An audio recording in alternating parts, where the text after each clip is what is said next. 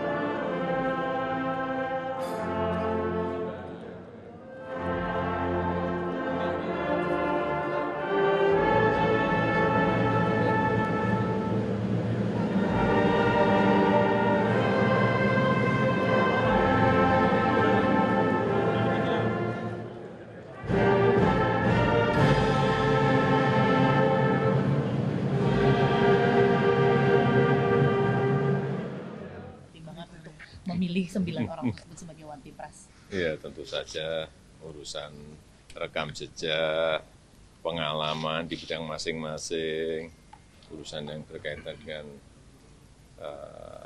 kapabilitas, integritas, saya kira semuanya kita lihat. Dan saya kira beliau-beliau ini memiliki kapasitas untuk memberikan nasihat dan pertimbangan kepada Presiden, baik diminta maupun tidak diminta. Saya kira beliau-beliau memiliki kapasitas yang baik. Untuk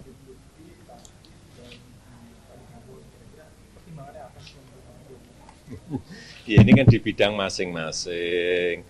Ada yang berkaitan dengan sosial, keagamaan, misalnya bibliologi. Ada yang berkaitan dengan ekonomi, misalnya Pak Datuk Tahir, misalnya yang berkaitan dengan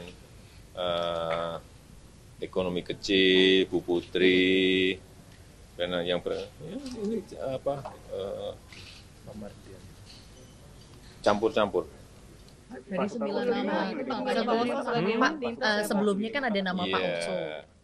Ada nama Pak Oso dan kemudian Pak Oso menolak untuk Pak Osman Sabtaudang.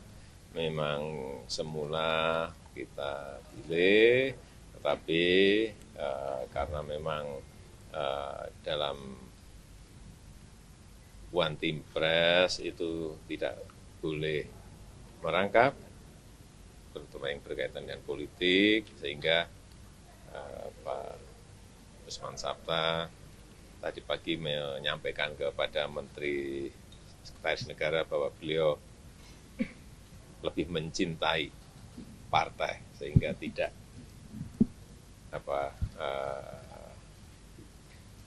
mau dan mundur dari One Team Press.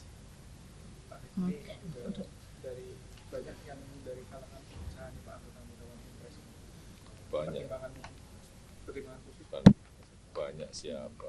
Terus kemudian Hanya Pak Wiranto 9. ditunjuk sebagai ketua Hanya One Team Press. Hanya 9, banyak. Kepentingan Pak Wiranto sebagai ketua Ya, One Team kembali Press. lagi kan tadi saya sampaikan masalah pengalaman, track record. Nah, Pak Wiranto sudah track record dan pengalamannya saya katakan panjang di pemerintahan, di TNI, saya kira itu. Di bidang polhukam ya, Pak. Menangani banyak masalah. Ini kan memberikan nasihat dan pertimbangan kepada Presiden. Presiden pagi tadi kan sempat ketemu dengan mantan Presiden Bank Kim Dunia Jong ya, Un. Pak. Mereka ada rencana Jim. investasi di Indonesia. Iya. Responnya dari Pak Presiden sendiri gimana, Pak? Intinya gini, ya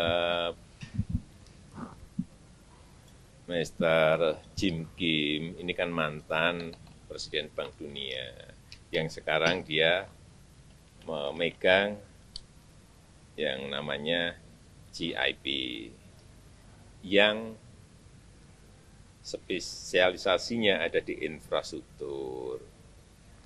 Mereka melihat, GIP melihat bahwa Indonesia ini memiliki keinginan yang sungguh-sungguh, baik itu di pembangunan jalan tol, pembangunan pelabuhan, pembangunan airport, pembangunan power plant, yang semuanya itu secara ekonomi, secara bisnis itu visible.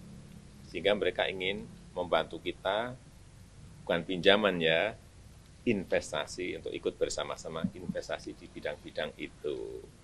Tadi memang ada tiga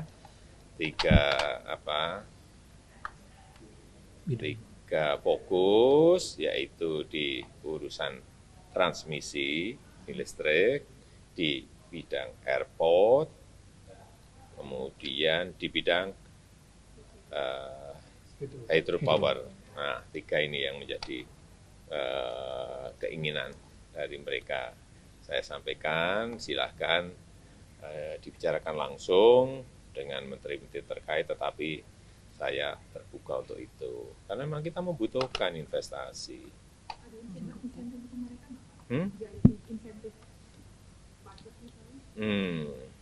Belum sampai ke situ. Ini kan baru ketemu pertama.